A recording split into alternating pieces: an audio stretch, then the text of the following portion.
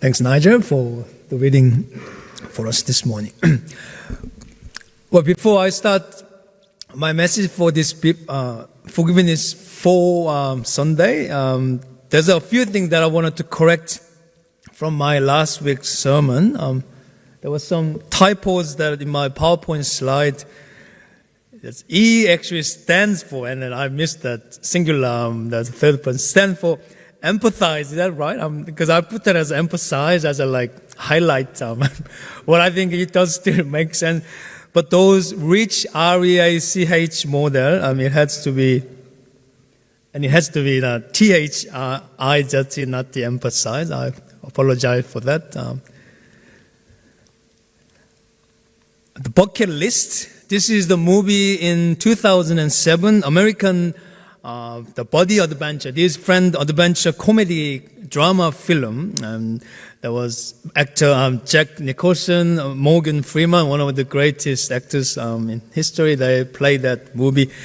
Main plot story follows two terminally ill gentlemen on their road trip they have this wish list of the things, bucket list, to do before they kick the bucket. Two elderly men, blue-collar automotive car mechanic Carter Chambers and billionaire Edward Cole. They meet for the first time in the hospital. And this hospital owned by Edward. Edward's very rich. It was his hospital. And both of them diagnosed with terminal lung cancer. They didn't have much time to live. While in the hospital, Carter and Edward managed to find a common ground. After Carter dies during the surgery, tragically, Edward managed to reconcile with his own daughter, and his daughter introduced him to the granddaughter he never knew he had. He met her granddaughter first time. And after greeting little girl by kissing her cheek, Edward thoughtfully crosses. They actually had a list of all those bucket wish list, and he crossed one of the items says, kiss the most beautiful girl in the world. And he did it off the bucket list. Soon after, Edward delivers eulogy at Carter's funeral, and during which he explained that the last 3 months of Carter's life, the Morgan Freeman's life, were, thanks to Carter, best 3 months for his own Jack Nicholson. Let's watch this video for a while. I took it from YouTube and I just did a bit of editing. I'm sorry if Facebook blocks us after this live streaming, but let's watch this for a while.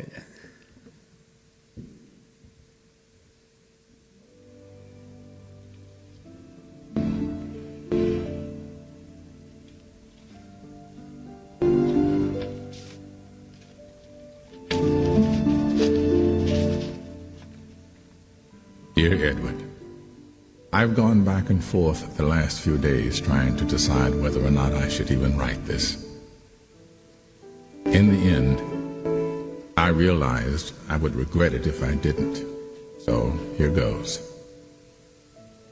I know the last time we saw each other, we weren't exactly hitting the sweetest notes. Certainly wasn't the way I wanted the trip to end. I suppose I'm responsible. And for that, I'm sorry. But in all honesty, if I had the chance, I'd do it again.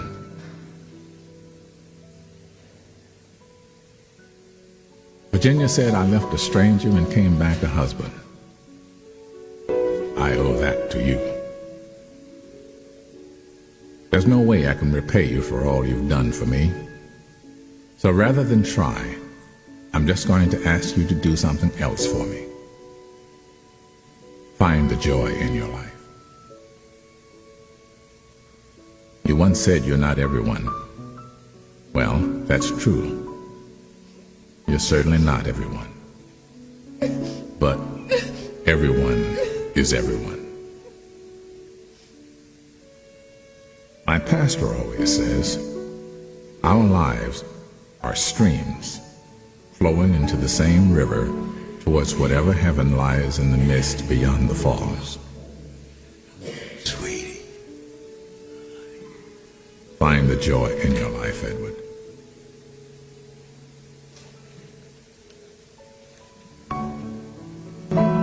My dear friend, close your eyes and let the waters take you. Good afternoon. My name is Edward Cole. I don't know what most people say at these occasions because, in all honesty, I've tried to avoid them.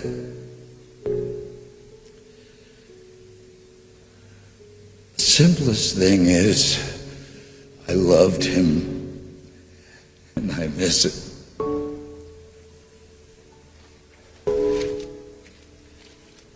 Carter and I saw the world together, which is amazing when you think that only 3 months ago we were complete strangers.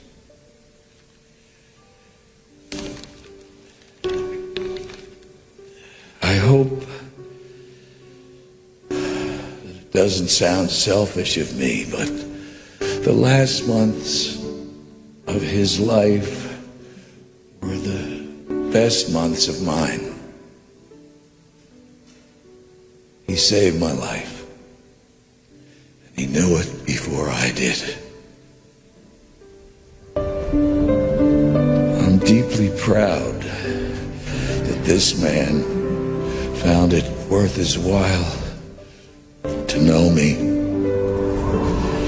In the end, I think it's safe to say that we brought some joy to one another's lives.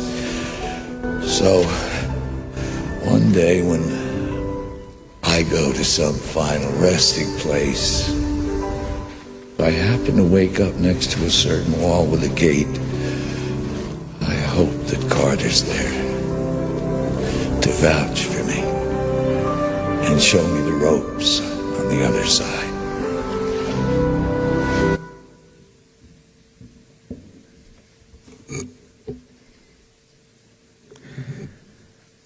I hope you were able to get the storyline, and if you have watched this movie before, it's probably more meaningful to you.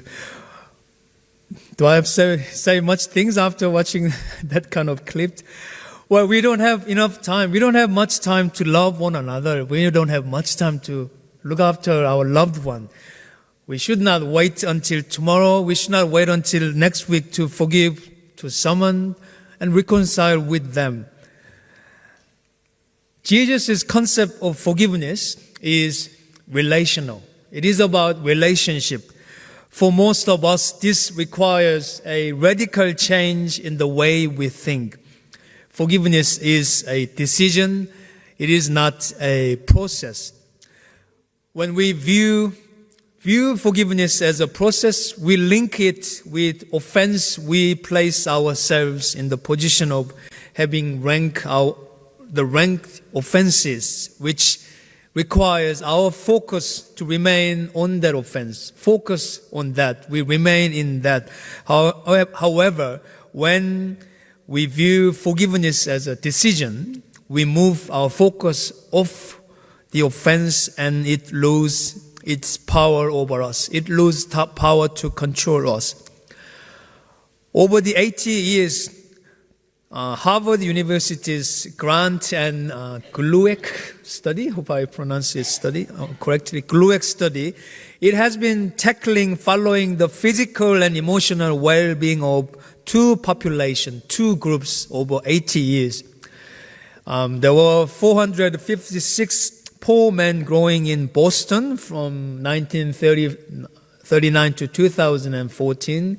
It was called Grant study, and another group 2068 male graduate from Harvard class in 39 to 1944, and those elites and more ordinary people, they've been following them over 80 years. And due to length of this research period, it has required multiple generations of researchers. It's 80 years since before World War II. They have diligently analyzed all those more than 400 people's blood samples. They conducted brain scans, and it was not available at the beginning of their research. And they were having self-reported surveys, interaction with these people to compile all the findings in over 80 years. So the conclusion, what happened to them after 80 years research? According to Robert Waldinger, he was, there's another slide.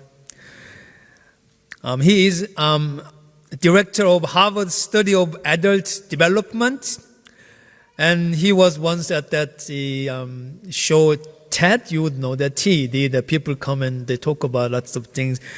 One thing surpasses all of the rest in terms of importance. He said, the clearest message that we get from this 80-year study is this: good relationship keeps us happier, keeps us healthier. Good relationship. Not how much money is at your bank account, not how many conferences you spoke at or keynoted, not how many blog posts, the website posts you wrote on how many followers you had in your Instagram, how many tech companies you worked for. No, the biggest predictor of your happiness and fulfillment overall in your life is basically love. It is about love. It is about relationship. Specifically, study demonstrate that having someone to rely on, if you have someone you can really rely on, that helps your nerve system relax, helps your brain stay healthier for longer. It reduces both emotional as well as physical pain.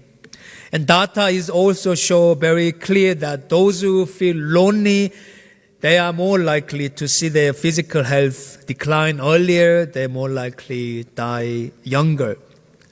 He goes on to say, it is not just number of friends you have. It is not. It is not whether or not you are in a committed relationship. It is about quality of your close relationship that matters. Quality of your close relationship. What matters is that it doesn't matter whether you have huge group of friends and you can go out every weekend, or if you have that perfect romantic relationship, as if those exist. It is the quality of relationship. How much vulnerability, how much depth exists within them. How safe you feel sharing with one another, to extent to which you can relax and to be seen for who you truly are, who you really are, and truly see another person. And this person written this book, George Valiant, he's a Harvard psychologist. He also directed this study from 1970 to 2004 for a long time. These are the two foundational elements to this study. One is love. The other is finding a way of coping with life that does not push love away. Therefore, if you have found love in the form of relationship, but you undergo sometimes a time of trauma, like losing job or losing parents, losing a child, and you don't deal with that trauma challenges, you could end up coping in a way that pushes love away. The data is clear that in the end, you could have all the money you ever wanted. You ever wanted a successful career, to be in a physical good health, but without relationship, without that true meaningful relationship, you will not be happy. Relationship are messy. We have a messy church. They are complicated. He also says one more again, but he also says, good life is built with good relationship. The psalmist says that in our reading today, our God forgives all our sins. God is compassionate. He is gracious, slow to anger, abounding in love. We should be like our God, and that is how we make a good relationship with one another. Now, you have this the forgiveness score questionnaire. I believe you all have received. If you haven't received, there's some available. I believe you all have pen or pencil. Next 5 minutes also, it's time for us to go through that questions. So you see the question, you see the answer, you tick. Basically, you add up all the marks there, and at the end, you can see how good you are in the forgiveness scoring the scale, if you like. Before we start, there's things you have to make sure. There are questions like I have, it's highlighted in red in the questionnaire. Question number 4, 5, 9, 10, 14, 15, 18, 19, 20, nearly half of them. They are the reverse scoring. So when you have that questions, if you score 1, then your score should be 6. In those questions in the red, number question 4, 5, 9, 10, 14, 15, up to 20, if you score 1, if you tick 1, that your score should be 6, if that makes sense. If you tick number 6 in that questions, your score should be 1. Otherwise, your score will be very low. You will be disappointed at the end. So once again, as you go on, those questions on red, question 4, 5, 9 to 20, you tick whatever answers you feel the right. And then if your answer is 1 or 2, 1 is your score is 6. If your answer is 2, your score is 5. Go on. When you get to question 4, I'll explain perhaps one more time. Please take your time and see how you go. And those who are online, that questionnaire is on our website now. If you go to the main page, scroll down, there's a post. You can download it quickly. If you like to do it now or later, that is available to you.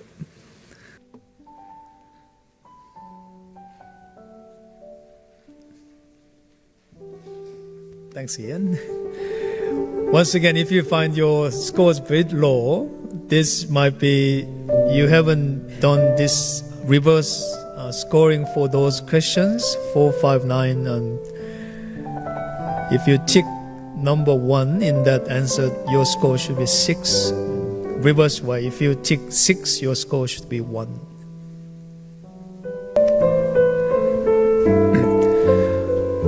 Well, I see a few smilings in this place. Does that mean you're happy with your score or you're disappointed, surprised? Well, I came as a moderator giver. I'm moderate forgiver, which means perhaps I should work on more, that I can be more forgiving and gracious. If you are that high giver, I'll encourage you to continue to being in that. If you are a bit low, perhaps we should spend more time how we move on to perhaps in the middle of that spectrum. Does anyone have 1 or 2 feedback? Do you want to share? If you have completed, add it up.